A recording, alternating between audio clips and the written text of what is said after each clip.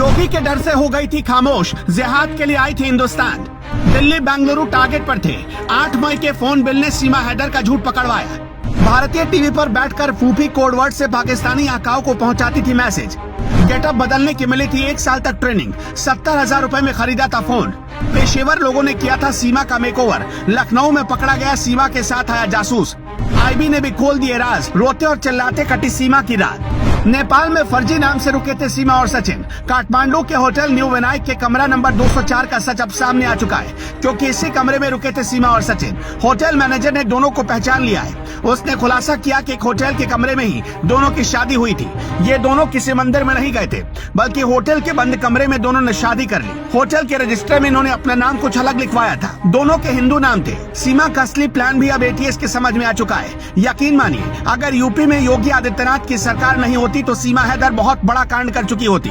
किसी तीसरे शख्स की मदद से पूरी तैयारी के साथ सीमा को भारतीय सीमा में दाखिल करवाया गया। सीमा ने बाकायदा पूरी तैयारी के साथ अपना ड्रेसअप इस तरीके से बनाया कि वो ग्रामीण भारतीय महिला लगे, ना कि बाहर देश की महिला। नेपाल भारत की सीमा की सुरक्षा एसएसबी के जवान करते हैं। सीमा पर हाई रेजोल्यूशन कैमरे लगाए गए, जहां से किसी का भी बच पाना या भागना नामुमकिन है। लेकिन वहां के सारे वीडियो फुटेज खंगाल लिए गए, पर सीमा सचिन नहीं मिले। ऐसी आशंका है कि गरड़िया का वेश धरकर सीमा और सचिन दोनों बॉर्डर को पार कर गए। बच्चों को भी इसी हिसाब से गेटअप दिया गया, जिससे किसी को शक नहीं हो, और सीमा सचिन भारत में दाखिल हो गए। सीमा हैदर के मामले में सबसे हैरान कर देने वाला खुलासा तो लखनऊ से हुआ, जहां सीमा का एक बड़ा राजदार पकड़ा गया। सीमा हैदर को गेटअप बदलने के लिए प्रोफेशनल ट्रेनिंग मिली।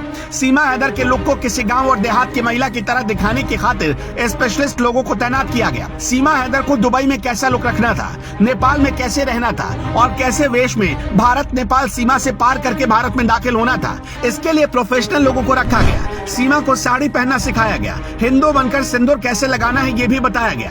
मीडिया सोर्स दावा कर रहे हैं कि सीमा को हर मौके पर कैसे गेटअप बदलना है, इसके लिए बाकायदा 1 साल तक ट्रेनिंग मिली। सीमा को दुबई कब पहुंचना है, दुबई से नेपाल कब जाना है, ये भी पहले से तय था। भारत आने से पहले सीमा ने 70,000 पाकिस्तानी रुपए में एक मोबाइल खरीदी थी। जरा सोच कर देखिए, गरीब महिला के पास ये फोन कहां से आए। यूपी एटीएस के अधिकारी ने सीमा हैदर से ये भी पूछा कि क्या तुम कोई कोडवर्ड का इस्तेमाल करती थी। पूछताछ में एटीएस ने सीमा हैदर से जब पूछा कि क्या उसने कभी फूफी या फल जैसे कोडवर्ड का इस्तेमाल किया था। आपको बताते चले कि पाकिस्तानी खुफिया एजेंसी आईएसआई के कामकाज की कोड लैंग्वेज में फूफी उस शख्स को कहा जाता है जो अपने देश की जानकारी आईएसआई तक भेजने का काम करता है। वहीं फल कोडवर्ड का इस्तेमाल रुपयों के संदर्भ में किया जाता है। यूपी एटीएस ने सीमा हैदर से ये भी पूछा कि तुम इतनी शुद्ध हिंदी कैसे बोल लेती हो, तुम्हें हिंदू रीति रिवाजों के बारे में कैसे पता चला। सीमा हैदर के पास से 8 मई का मोबाइल फोन का बिल मिला, और 8 मई को ही सीमा का पासपोर्ट जारी हुआ था, और इसके ठीक 2 दिन बाद यानी 10 मई को उसने पाकिस्तान छोड़ दिया। भारतीय खुफिया एजेंसियां और जांच एजेंसियों की जांच के दायरे में अब ऐसे एजेंट भी हैं जो इस तरीके की खास तैयारी करवाते हैं। भारत में अवैध तरीके से लोगों को घुसवाने में मदद करते हैं। खुफिया सूत्रों के मुताबिक भारत नेपाल सीमा पर 13 मई को सीमा हैदर और सचिन के भारत में एंट्री के दावों की सच्चाई की पड़ताल की जा रही है, और वही सबसे बड़ा राज खोलेगा। उधर यूपी एटीएस ने सीमा को ऐसे ही हिरासत में नहीं लिया, बल्कि उसके पास पुख्ता सबूत है। बल्कि सीमा को हिरासत में लेने से पहले लखनऊ से आईएसआई के लिए जासूसी करने के आरोप में 2 लोगों को गिरफ्तार किया गया। टीम ने पहले उत्तर प्रदेश के गोंडा के रईस को, फिर मुंबई के अरमान को पकड़ा। दोनों पर आरोप है कि ये लोग भारत की खुफिया जानकारियां पाकिस्तानी हैंडलर्स को पहुंचाते थे। कहा जा रहा है कि उनसे भी पूछताछ में कुछ अहम सुराग मिले। एक जानकारी और सामने आ रही है कि सीमा हैदर 10 मार्च को नहीं, बल्कि मई के महीने में नेपाल पहुंची थी।